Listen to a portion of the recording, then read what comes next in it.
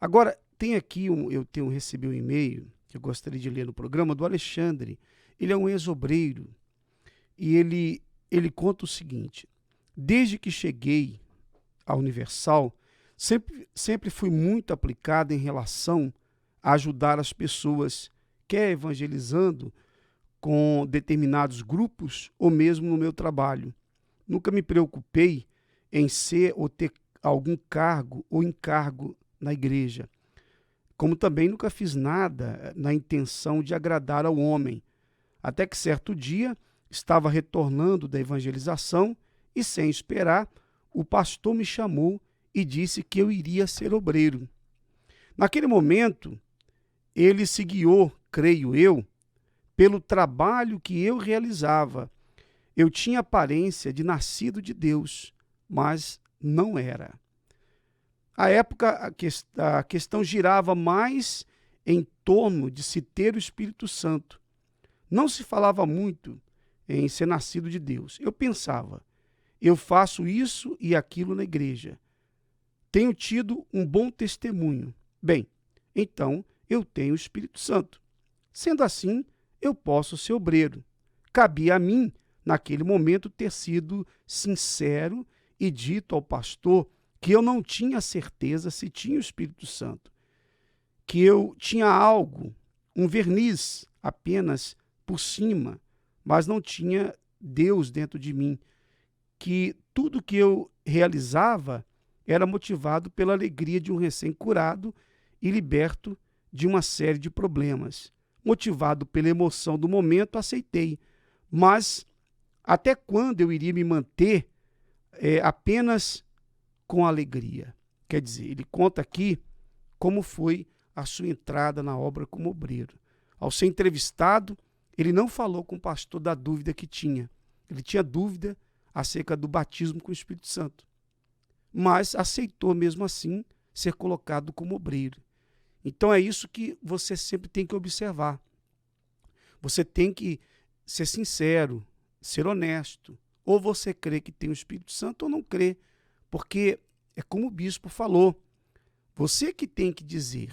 O próprio Espírito Santo é quem testifica com o nosso espírito se somos ou não de Deus, se temos ou não a presença dele. E é o próprio Espírito Santo que faz isso.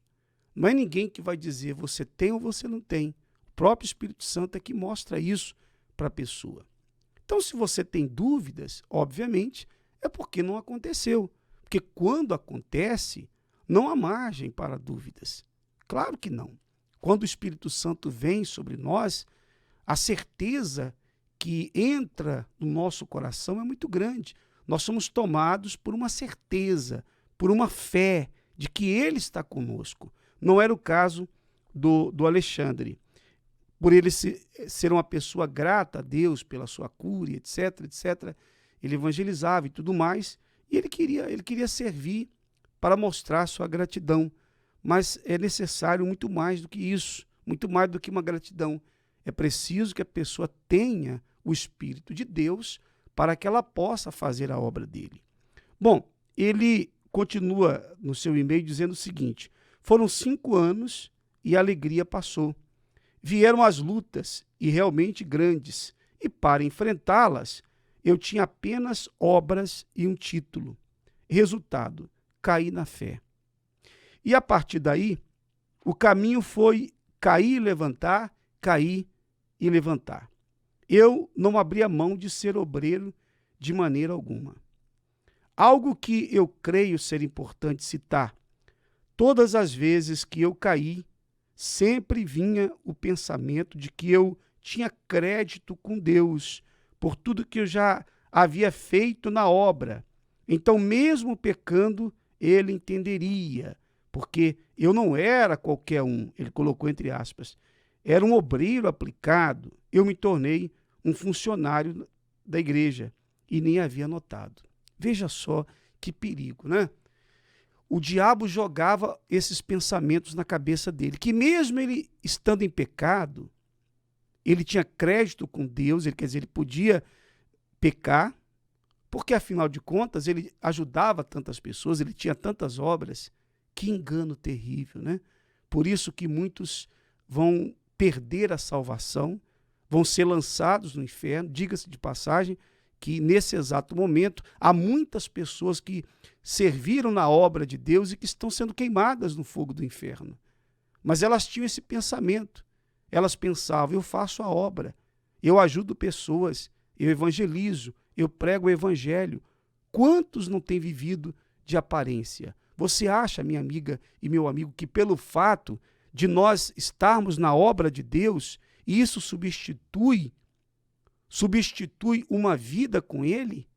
Você acha que fazer substitui o ser? Você acha que para Deus é mais importante o que nós fazemos do que o que nós somos? Ora, quem conhece um pouquinho da palavra de Deus e um pouquinho do caráter dele, sabe que a primeira coisa para Deus é o que nós somos, é o que temos no nosso interior, e não aquilo que fazemos.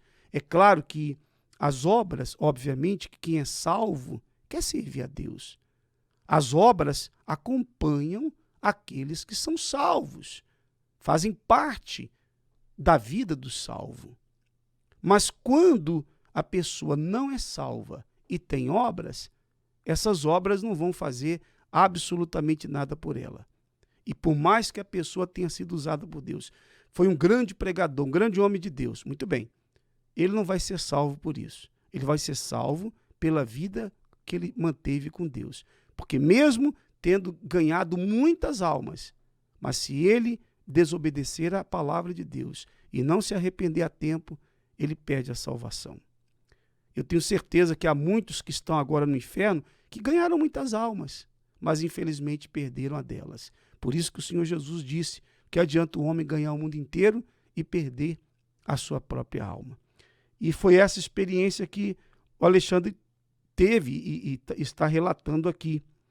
Ele fala que ele se afastou, ao findar de 5 anos ele deixou a obra e não voltou mais à igreja e nem deu explicação. E ele fala: eu passei cerca de 3 anos fora da igreja e por 3 anos eu me afastei completamente. Nem mesmo oração eu me dispunha a fazer. Esses 3 anos passaram como se fossem 3 dias. Eu não vi o tempo passar. Retornei em novembro de 2014, processo de libertação doloroso. Estou lutando e sei que vou vencer, pois os nascidos de Deus vencem o mundo. Para os que estão de pé, é um recado que ele dá. Para os que estão de pé, cuidem realmente para que não caiam. Não queiram tentar a sorte longe de Deus. Não brinquem com a salvação. Vocês não fazem ideia do que é participar de uma reunião do Espírito Santo e você entrar morto e sair morto da igreja. De você buscar a fé como alguém que está se afogando e busca desesperadamente pelo ar, como quem busca desesperadamente pelo ar. E você não encontra. De você tentar fazer uma simples oração e ficar ajoelhado por minutos e não conseguir pronunciar uma única palavra. De você tentar dizer a Deus o quanto Ele é importante e aquela inspiração do Espírito Santo em nos ajudar em nossas orações ter sumido completamente. Não queiram sentir na pele o que é ser o sal que perdeu o sabor. Se não fosse a misericórdia de Deus, eu não estaria mais aqui. Há muito eu teria morrido. E ele fala: bispo, eu creio que o senhor já ouviu isto muitas vezes.